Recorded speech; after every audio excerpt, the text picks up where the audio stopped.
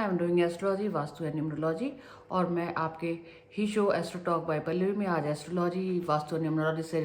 Related एक topic लेके आई हूँ जो बहुत ज़्यादा पूछने वाला क्वेश्चन है। बहुत पेरेंट्स परेशान रहते हैं कि उनके बच्चों की शादियाँ नहीं हो रही है, उनके लिए कोई अच्छे रिश्ते नहीं आ पा रहे हैं, या फिर कुछ बच्चे भी अपने लिए चिंतित रहते हैं कि उन्हें अच्छा पार्टनर नहीं मिल रहा है, या जो पार्टनर उन्हें मिला है उसके साथ शादी के योग नहीं बन पा रहे हैं, पेरेंट्स कन्विंस नहीं हैं। तो उस वे में सोचते हुए आज ये टॉपिक बनाया गया है। तो सबसे पहले जो पेरेंट्स के लिए है वास्तु के टिप्स, वो यही है कि आप पहले देखिए कि आप ईस्ट डायरेक्शन, वास्तु के हिसाब से देखिए कि ईस्ट डायरेक्शन बेसिकली कनेक्शंस की डायरेक्शन होती है। अगर वो डायरेक्शन आपकी ठीक नहीं है तो सही रिश्ते नहीं मिलते, या सही रिश्ते आपको प्रपोजल्स नहीं आ पाते और उन पे आप वर्कआउट नहीं कर पाते। तो देखिए क्या ईस्ट डायरेक्शन आपकी ठीक है या नहीं है। उसे अगर ठीक नहीं है तो उसे डीक्लटर कीजिए। दूसरी चीज, अगर आप चाहें तो उस ईस्ट डायरेक्शन में राइजिंग सन का पिक्चर लगा सकते हैं, या फिर 3 नंबर ऑरेंज कलर से लिख के 3 नंबर ईस्ट डायरेक्शन में लगा सकते हैं। उससे आपको ईस्ट डायरेक्शन की पॉजिटिविटी आप मिलने लगेगी। दूसरी चीज, आप चेक करिए कि आपके साउथ ईस्ट डायरेक्शन में कोई भी आग्नेय तत्व या नुकीली चीज या औजार ना रखे हों तो बहुत अच्छा होगा। कोई भी ब्लैक कलर की चीज उस डायरेक्शन में नहीं रखी होनी चाहिए। और जो देखिए, जो मैरिजेबल एज के बच्चे हैं जिनकी शादियों के लिए आप सोच रहे हैं, या जो अपनी शादियों के लिए सोच रहे हैं, वो नॉर्थ वेस्ट डायरेक्शन में सोएं, उसी में अपना बेड बनाएं, उसी में अपना बेसिकली लिविंग रूम, बेसिकली ज्यादा से ज्यादा उस डायरेक्शन में अपना समय व्यतीत करें तो आपके लिए बहुत अच्छा होगा। और देखते हैं कि अगर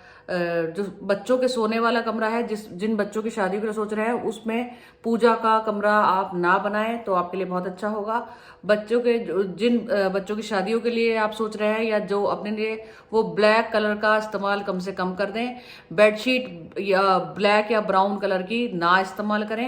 अगर आपको यूज करनी है तो व्हाइट, येलो, ऑरेंज और ग्रीन के टोन्स आप यूज कर सकते हैं। साउथ वेस्ट डायरेक्शन में आप अपनी फैमिली का एक ग्रीन फ्रेम में या रेड कलर फ्रेम में आप पिक्चर लगा सकते हैं, जिसमें कोई शादी का चित्र या ऐसा हो तो वो बहुत अच्छा रहेगा। डव बर्ड्स की फोटो भी आप गोल्डन फ्रेम में फ्रेम करके लगा सकते हैं। और अगर देखें कि अगर एस्ट्रोलॉजिकली वे में देखते हैं, जो बच्चे लव मैरिज करना चाहते हैं, या आप देखते हैं कि आप किसी के साथ अच्छे प्रेम संबंध में हैं और आपके पेरेंट्स या फैमिली कन्विंस नहीं हो रही है, तो उस वे में भी कई बार बहुत से लोगों को प्रॉब्लम फेस करनी पड़ती है कि या तो वो ठीक तरीके से अपने पेरेंट्स को बता नहीं पाते, उस रिश्ते के बारे में डरते रहते हैं, तो कई बार उसी वजह से बातें क्लियर नहीं हो पाती और वो अपने आप ही पीछे हट जाते हैं। या दूसरा ये होता है कि बताते हैं तो कई बार रिलीजियस वे की वजह से, या रिलीजियस एस्पेक्ट, या पुरानी थॉट्स की वजह से, विचारों की वजह से हम उस चीज को आगे नहीं जा पाते। तो आज जो बच्चे अपने लिए देखते हैं कि अगर वो किसी रिलेशनशिप में हैं और उसे वो आगे बढ़ाना चाहते हैं, तो उनके लिए एस्ट्रोलॉजिकल रेमेडी या एस्ट्रोलॉजिकल टोटके, जिन्हें कहा जा सकता है, कि हम जो अपनाएं तो उससे हमारा जो रिलेशनशिप है वो स्ट्रांग भी हो सकता है। दूसरी चीज, जो लोग ऑलरेडी विवाह बंधन में बन चुके हैं पर उनके लाइफ में थोड़े बहुत प्रॉब्लम्स आते रहते हैं, तो उसे भी स्ट्रांग बनाने के लिए आज मैं कुछ रेमेडीज बताऊंगी। उसके लिए देखिए, सबसे पहली रेमेडी है कि जब सावन का महीना आएगा, जो जुलाई अगस्त के महीने में आता है, सावन का महीना जिसे श्रावण मास कहते हैं, जिसमें 5 सोमवार लोग व्रत भी रखते हैं, तो उस महीने में जो लड़कियां कुंवारी हैं वो ग्रीन कलर की बैंगल्स पूरे महीने धारण करें, और अपने मन में जिसका भी विचार है वो शिव भगवान से उसकी प्रार्थना करके आए कि वो आपके जीवन साथी के रूप में मिले। और जो विवाहित हैं और स्त्रियां, वो भी ग्रीन कलर की बैंगल्स पहने, और थर्सडे को या तो फास्ट कर सकती हैं तो थर्सडे को फास्टिंग करें, और उस दिन व्हाइट कलर के कपड़े पहने। बेसिकली हमारा तात्पर्य यह है कि हम शुक्र यानी वीनस को स्ट्रॉन्ग करना चाहते हैं, क्योंकि लव रिलेशनशिप का लिए जो प्लेनेट रिस्पॉन्सिबल होता है वो शुक्र ग्रह होता है, तो उसे स्ट्रॉन्ग बनाने के लिए हम ये रेमेडी कर सकते हैं। दूसरा है कि अगर आप साउथ वेस्ट कॉर्नर में दिया जलाएं एवरी इवनिंग या मॉर्निंग, अगर आप कर सकें तो वो भी एक पॉजिटिव अप्रोच देता है, एक आपको एक सही राह पर ले जाने के लिए आपको अच्छी डायरेक्शन देता है, तो आप वो भी कर सकते हैं। तीसरा उपाय जो हम कर सकते हैं और अगर करना चाहते हैं तो एक अगर आप जिनसे विवाह करना चाहते हैं या आप जिनके साथ रिलेशनशिप में हैं तो सबसे पहले उनके पैरों के नीचे से थोड़ी सी मिट्टी लीजिए, फिर 21 उड़द के दाने, काली उड़द साबुत उड़द होती है उसके 21 दाने और 7 लौंग, इन सबको लेके एक सफेद कपड़े में बांध लीजिए, मलमल के कपड़े में, और आप इसे किसी बहते हुए पानी में प्रवाहित कर सकती हैं। तो भी आपको और प्रवाहित करते हुए प्रार्थना कीजिए कि आप जिसके साथ रिलेशनशिप है या जिससे विवाह करना चाहती हैं उसके लिए प्रार्थना कीजिए कि वो आपको मिले, तो तब भी आपके योग बन सकते हैं। नेक्स्ट अगर देखते हैं जो विवाहित स्त्रियां जिनमें घर में बहुत ज्यादा लड़ाई झगड़ा रहता है, हस्बैंड वाइफ में रिलेशनशिप ठीक से नहीं रहते हैं, उनके लिए भी है, या जो विवाह करना चाहती हैं और वो जानती हैं उनका नाम, तो उनके लिए भी है कि आप क्या कीजिए, एक शहद की एक बॉटल लीजिए, उसमें शहद भरिए और फिर एक पान का पत्ता लीजिए, पान के पत्ते पर उस भी जिस इंसान से आप शादी करना चाहती हैं उनका नाम लिखिए, या जो विवाहित हैं अपने हस्बैंड का नाम लिखिए और उसे पान के पत्ते को शहद की बोतल में डाल के एक जगह पर आप स्थापित कर सकती हैं। तो आपके जीवन में मिठास आनी, बेसिकली देखा जाए तो इसका औचित्य यही है करने का कि मिठास आनी शुरू हो जाती है। जो पूजा पाठ में बिलीव करते हैं या जो कर सकते हैं वो ओम लक्ष्मी नारायण का 108 बार जाप कर सकते हैं, उनके लिए वो बहुत अच्छा रहेगा। अगर आप प्रेम विवाह करना चाहते हैं तो कृष्ण भगवान प्रेम का प्रतीक माने गए हैं, तो कृष्ण भगवान को बांसुरी अर्पित करें, तब भी आपके योग बनने के योग बन सकते हैं। और अगर आप बांसुरी घर के दरवाजे पे, मेन डोर पे ऊपर इस वे में लगा सकते हैं, तो आप वो लगाए तो भी वो प्रोटेक्शन का काम करता है। और बांसुरी का दान करेंगे कृष्ण मंदिर में या कृष्ण की मूर्ति पर बांसुरी चढ़ाएंगे तो भी बहुत अच्छा रहेगा।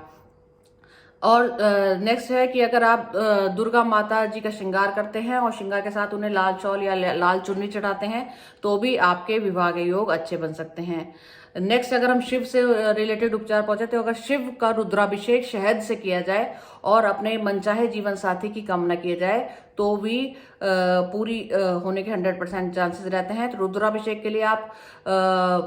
पर्टिकुलर मुहूर्त देके या त्रयोदशी के दिन या सोमवार के दिन आप रुद्राभिषेक कर सकते हैं। जो महिलाएं या पुरुष अच्छा जीवन साथी चाहते हैं और या अपना मनचाहा जीवन साथी चाहते हैं वो 16 सोमवार का व्रत भी कर सकते हैं। साथ के साथ वो गौरी शंकर रुद्राक्ष भी पहने तो बहुत अच्छा रहेगा। पुरुषों के लिए कहा जाता है कि अगर वो ओपल पहनेंगे, ओपल की रिंग सिल्वर में इंडेक्स फिंगर में, तो उनके लिए बहुत अच्छा होगा, उससे उनका शुक्र को बल मिलेगा और शुक्र के बल के द्वारा ही आपको प्रेम विवाह में सफलता मिल सकती है। पुरुषों के लिए कहा जाता है कि अगर आप किसी रिलेशनशिप में आगे बढ़ना चाहते हैं या उसके रिलेटेड आगे अप्रोच करना या बातचीत करना चाहते हैं तो परफ्यूम लगाएं तो आपके लिए बहुत अच्छा होगा। शुक्रवार को जरूर एक अपना नियम बना लें कि अगर आप रोज परफ्यूम नहीं लगा सकते तो शुक्रवार को परफ्यूम जरूर लगाएं। नेक्स्ट अगर हम देखते हैं कि पुरुषों के लिए अगर वो दुर्गा देवी की पूजा कर सकते हैं यानी वीनस को स्ट्रॉन्ग कर सकते हैं तो भी बहुत अच्छा है, तो भी उनके विवाह के लिए योग बन सकते हैं। तो इस तरह आज हमने एपिसोड आज के शो में जाना कि किस तरह विवाह के योगों को प्रगाढ़ किया जा सकता है, मजबूत किया जा सकता है, या प्रेम विवाह में जो विवाह करना चाहते हैं वो किन छोटी छोटी रेमेडीज को अपनाकर अपने रिलेशनशिप को के लिए आगे बढ़ सकते हैं। तो अगर ये आप छोटी छोटी रेमेडी अपने आप से करेंगे तो आप बेसिकली कहा जा सकता है कि आपको सफलता मिल सकती है। अदरवाइज शादी के लिए एक रियलिस्टिक अप्रोच होना बहुत ज़रूरी है। शादी करने से पहले आप प्रैक्टिकल वे में सोच लें कि शादी के लिए, विवाह में बंधन बंधने के लिए सब चीज़ों की आवश्यकता होती है, धन की भी आवश्यकता उतनी होती है, तो अपने लिए योग्य वर या वधू का ही चयन करें और बेसिकली देखें प्रैक्टिकल वे में कि जिसकी एक्सेप्टेंस आप घर में देख सकते हैं कि हो सकती है, उन्हीं रियलिस्टिक वे में ही आप विवाह संबंध या उसके बारे में बातचीत करें। तो ये एक जनरल मशवरा है बेसिकली कहा जाएगा। तो अगर उन सबको बातों पर ध्यान रखे करेंगे तो अच्छा है आप लोगों के लिए भी। और अगर आप देखते हैं कि आप मांगलिक हैं तो मांगलिक मैचिंग कराना भी, बेसिकली मांगलिक मैचिंग या हॉरोस्कोप मैचिंग कराना सिर्फ ये नहीं है कि गुणों को मिलान है कि आपको 36 में से कितने गुण मिले या 36 में से 32 मिले तभी वैवाहिक जीवन अच्छा होगा। नहीं, ऐसा बिल्कुल भी नहीं है। कुंडली मैचिंग कराने का मतलब बिल्कुल भी ये नहीं है कि गुणों से अंदाजा लगाया जा सके, बल्कि हम देखते हैं कि ग्रहों की मैत्री आपस में, प्लेनेटरी मैचिंग आपस में कैसी है, वो सबसे पहले वैल्यू करती है। दूसरी ये वैल्यू करती है कि आपकी दशाएं महादशा कौन सी चल रही हैं और साढ़सती का इम्पैक्ट आपके ऊपर कितना है, या जिसके साथ आपका संबंध बनने वाला है उसके साथ साढ़सती या उसकी कौन सी दशाएं महादशाएं आने वाली हैं, वो आपस में मैचिंग होना बहुत जरूरी है। कई बार बहुत से सिनेरियो में मैंने हॉरोस्कोप में देखा है कि हस्बैंड की शनि की महादशा और पत्नी की सूर्य की महादशा या मंगल की महादशा आ जाती है, तो उनमें बेसिकली क्लैशेस बहुत ज्यादा होने लगते हैं और रिलेशनशिप अच्छा नहीं बन पाता या खत्म हो जाता है। तो हॉरोस्कोप मैचिंग कराते समय आप इन सब बहुत सारी बातें हैं जो 8 तत्व है हॉरोस्कोप मैचिंग के, वो बहुत अच्छे से मैच करवाएं किसी कुशल एस्ट्रोलॉजर से। अदरवाइज आप जो देखते हैं कि आप कंप्यूटर पे खुद से मैच कर लेते हैं, वो एक मैचिंग परफेक्ट मैचिंग नहीं है। तो उस चीज का बहुत ध्यान रखें। अगर आप मांगलिक हैं तो आप मांगलिक से मतलब होता है एनर्जी मैचिंग का, कि हमारी फिजिकल एनर्जी कैसी है, तो दूसरे की भी फिजिकल एनर्जी हमें बेसिकली देखनी होती है कि वो आपसे कंपैटिबल नहीं है। कई बार मांगलिक लोगों में लोग देख लेते हैं कि मंगल से 1 4 7 8 में मंगल, 12 में मंगल आया तो मांगलिक मान लिया गया, बट कई बार उसमें जो परसेंटेज है वो आपसे कंपैटिबल नहीं होता। तो अगर उस वे में भी देखा जाए तो मांगलिक मैचिंग भी प्रॉपर होना बहुत जरूरी है, क्योंकि आप मंगल से नहीं बल्कि शनि, राहु, सूर्य इत्यादि से भी आप में थोड़ा सा तेजी या फिर एनर्जी का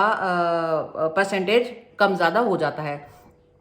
तो अगर आप मेरे से अपनी कुंडली जांच करवाना चाहते हैं, पर्सनल अपॉइंटमेंट लेना चाहते हैं, तो मेरे फेसबुक पेज एस्ट्रोविजन बाय पल्लवी से जाकर अपॉइंटमेंट बुक कर सकते हैं। अदरवाइज मेरे page astro talk by Pallavi को यूट्यूब पे